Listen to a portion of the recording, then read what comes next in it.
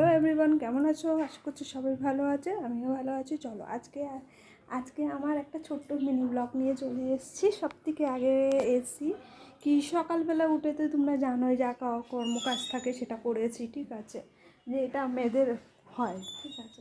তারপরে তোমার দাদাভাইকে আমি বাজারে পাঠালাম।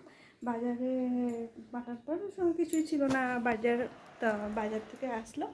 আসার পরে তোমার দাদাভাই আজকে বললো কি আজকে একটু কিছু খাওয়া যাক, তো যাই হোক একটুখানি চিকেন নিয়ে এসেছিলো। তো চিকেনটা রান্না করে সব কিছুই হয়ে গেছে। হয়ে যাওয়ার পরে তোমার দাদাভাইকে বললাম যে যাও একটা গাছের গামলাটা নিয়ে এসো।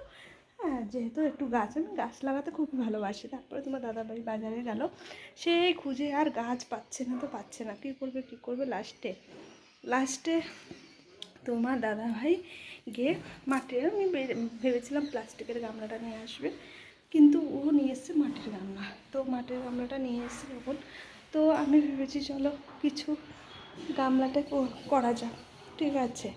তো আমি কী করবো তারপর ভাবলাম প্ল্যানিং খাটালাম কি চলো আজকে তাহলে কিছু করা যাক। তো গামলাটা তুমি দাঁড়াও, তোমাদেরকে দেখাচ্ছি।